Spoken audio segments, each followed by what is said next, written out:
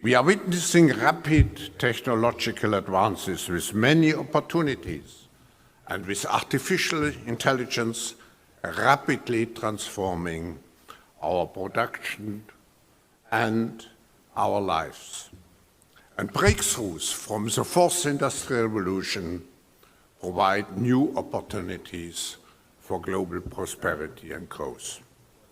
All those factors will have a profound impact on the future of humanity, provided we are able to work together.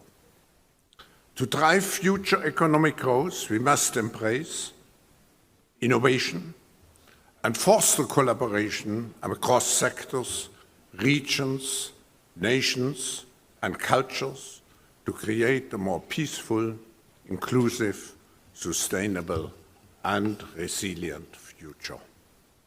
At this critical juncture, the active participation of all stakeholders is essential to ensure a sustainable development path. I'm delighted that close to 2,000 leaders from multiple sectors representing some 80 countries and regions have come to Dalian for this year's meeting. We have now a window of opportunity to create this global reset which we all need.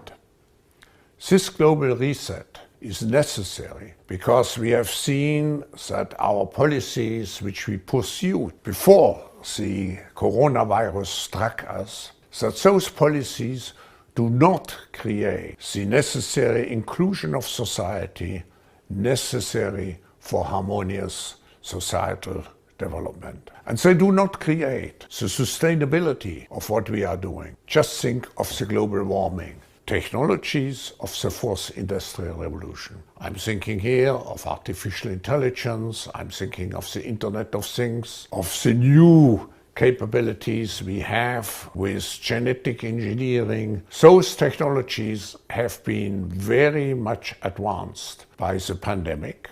We know that many of the world's problems can only be solved if we apply new technologies. And I'm happy to see China putting high importance on developing its fourth industrial revolution capabilities. So we have a great opportunity at this moment, like we had after World War II, to have in some way a new beginning in our global cooperation, in globalization, in managing our global affairs. Welcome to the Crypto Teacher. And you know I come back with that video just to make you think. Don't forget to like and subscribe to the channel. Make sure you join the Patrons. If you're not a part of the Patrons, make sure you're hitting the Cash App. And we have Klaus Schwab speaking about China and the Fourth Industrial Revolution. And he talks about the future of humanity and the future of economic growth, the global reset. And we know that C word sped up everything. And when it comes to the mainstream media, AI has taken over. That's all we hear about, especially on the money channels. And then on top of it, when we look at the actual stocks, the main 7 companies that are pushing AI are getting all the money. So guys, just imagine when they start implementing these supercomputers. Remember, Klaus Schwab has been pushing the fourth industrial revolution for about 30 years. And we know this technology is decades old. But we have China and the Middle East leading the metaverse, leading the robots, algorithms, and drones. And that digital yuan will be the new world reserve currency. Yes, guys, it's a plan. It takes time. But all we need is that one crisis to get us moved over. And I talk about the movie Eagle Eye a lot because you can clearly see that is that main brain computer that they're trying to bring about to surveil the whole globe. But we see that example in China. I'm going to do a small clip on TikTok and then also do a Patreon video, guys. Don't miss it. But this technology has already been tested and tried in the emerging markets and is ready to go. And remember, the Crypto Teacher told you, because he knows When it comes to the NWO, it's all planned out. You have a wonderful day. Now she can monitor every resident from this office. We've mapped the residential buildings in the district. We're going to a different economy, and we're going to be learning more about that as we go. But clearly, we're learning that things can be done from remote locations. We're learning that technology can replace people even more than we thought. We're not going back to the same economy. We're recovering, but to a different economy, and it'll be one that is more leveraged to technology. And I worry that that is going to make it even more difficult than it was for many workers. In Silicon Valley, and my friends who work in technology know that what we did to the manufacturing workers, we are now going to do to the retail workers, the call center workers, the fast food workers, the truck drivers, and then even bookkeepers, accountants, insurance agents, lawyers, and on through the economy. So what happened to the manufacturing workers is a very clear sign. And so we'll import Chinese-based CBDC technology. So it's going to be CBDC in a box provided to you by the People's Bank of China. But every stock, every bond, every currency, every commodity, every piece of art, every private business, every piece of real estate will eventually be a token on a blockchain, an entry on a ledger, permanent and immutable.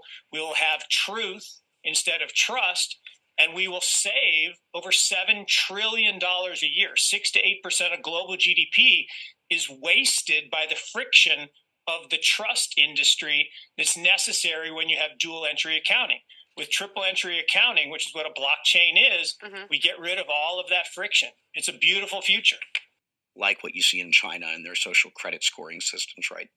If we get identity wrong, it could be a tool to enslave humanity. And if we get it right, it could be a tool to liberate humanity. And as an American, I'm obviously rooting for the one that's on the side of freedom.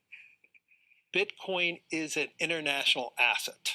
And also, I do believe the role of crypto is, it's digitizing gold. I actually believe this technology is going to be very important. Look at it. We have been part of a huge revolution in investing through ETFs. We believe that ETFs will be changing the whole way we invest. Many people still use it as a means, people are investing it for indexing. No, the majority of people who are putting money in in ETFs are active investors that are buying exposure.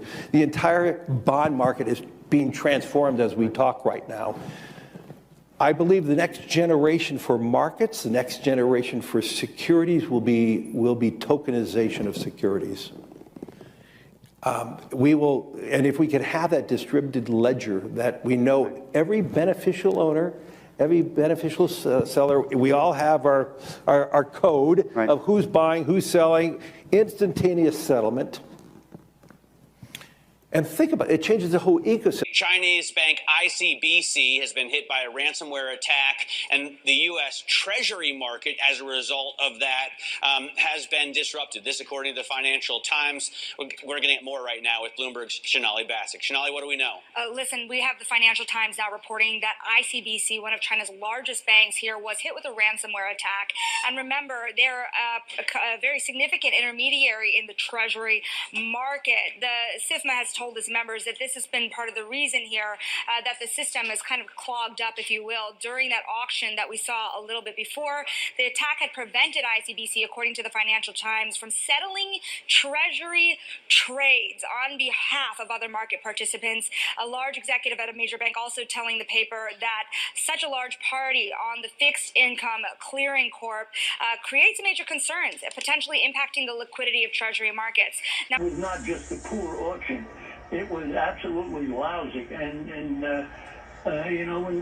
when the dealers have to step in to save a treasury auction, that's a rare occurrence. And Cryptoteacher and the new World Order book, plus the 3 kids books, It's Time to Re-Educate. Also, new to cryptos, Coinbase, Bitrue, Binance. Do not forget book links and crypto links are in the description. The stock channel, guys. Don't forget to go like, subscribe, spread everywhere. You have your Kobo, your chip stocks, your banking, your gaming. While everybody's sitting at home, get home stocks, the Seaver, the biotech stocks. And while everybody's at home wishing, they were still getting that free money. What are they doing? Drinking and smoking weed. Don't forget about those stocks, and you have a wonderful day. Most powerful person in the world is the storyteller. The storyteller sets the vision, values, and agenda of an entire generation to come. Steve Jobs. And guys, you know I truly believe in this. When you look at the New World Order, they're the storytellers. And that's the reason why I wrote my New World Order book. But guys, now it's time to change the current generation.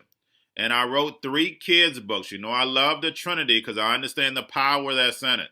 So I have 3 books. We have an opportunity to change the generation, to educate, not just me, but I want to show you that I take action on a daily basis. And I want you to take action on a daily basis. Whether it's your job, whether it's in your community, we have an opportunity right now to educate the masses. I posted this on my Twitter account. Please share, but this is a short clip of the 3 books. There's going to be a clothing line and action figures. Please get these books for your kids, nephews, cousins, friends, so therefore we can start the re-education now. Because as we see, the 4th Industrial Revolution foundation is definitely here. Robots, algorithms, drones, taking humanity out the picture. We have to re-educate. But let's get into the video. Part 1. King Joshua and Grandma Tam save the village. Part 2.